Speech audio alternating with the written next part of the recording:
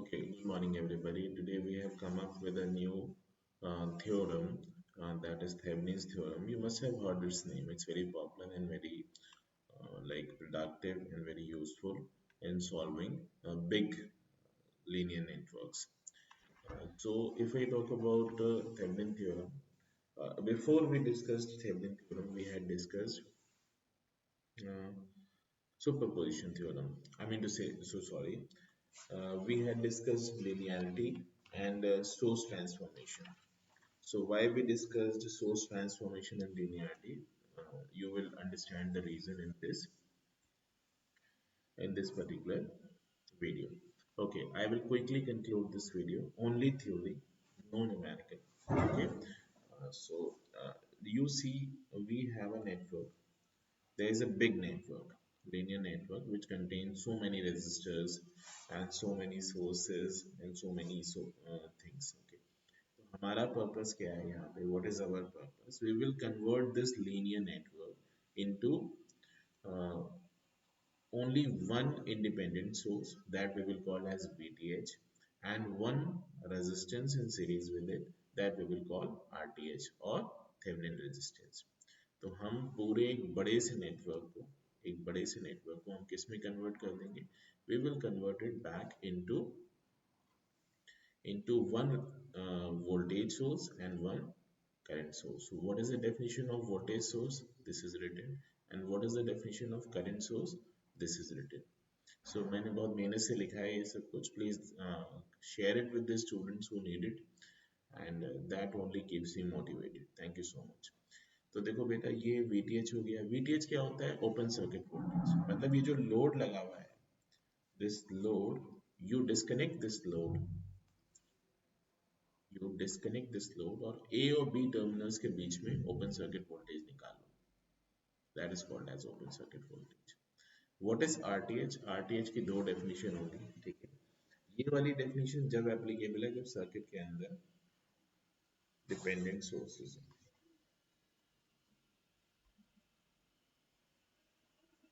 और sorry independent, और ये जब एप्लीकेबल है जब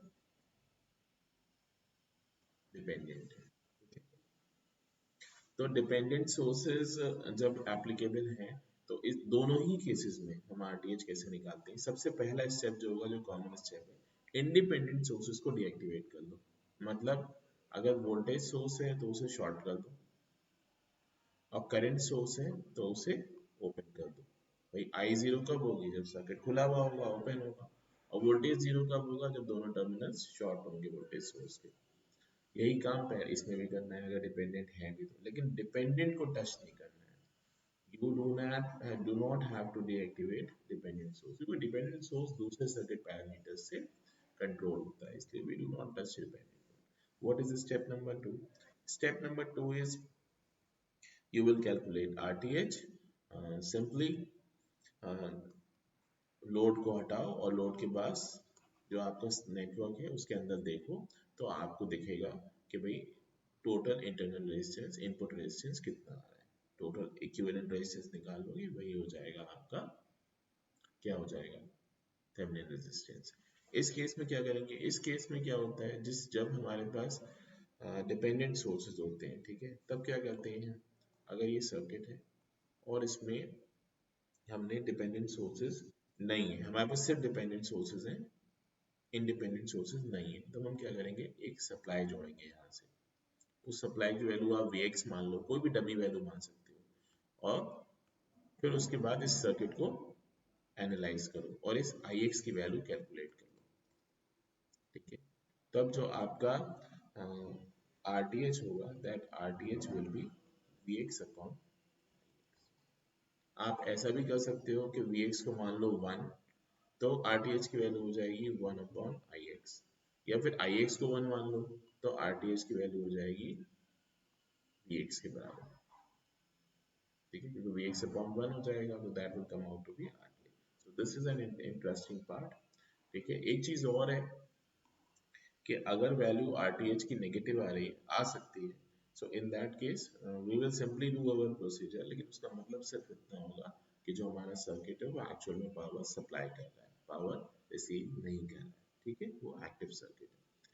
so this was all about theory. अब मुझे ज़्यादा थ्योरी समझ में नहीं आती, मुझे ऐसा लगता है बेटा ये एक न्यूमेरिकल सब्जेक्ट है, तो आप जितना न्यूमेरिकल करोगे तभी आपको थ्योरी की भी अंडरस्टैंडिंग होगी। सो इट्स गुड, मैंने थ्योरी इसलिए बता दी, स्टेटमेंट इसलिए बता दिया, ये स्टेटमेंट है इसका, इस थ्योरम का। It is used to substitute a big linear two terminal network with a voltage source called as Thevenin voltage source and with a resistance called as Thevenin resistance in series with it। ठीक है, तो ये सब हम कर सकते हैं। तो ये यूनिवर्सिटी एग्जामिनेशंस के लिए मैंने आपको बता दिया, बाकी इसमें ऐसा कुछ खास है नहीं। We will go with the numericals, those numericals will be important to understand the concept of the theorem। Please do not miss the numericals, those numericals are important for your university examinations, for your gate examinations, for your other competitive exams। Thank you so much and have a great evening।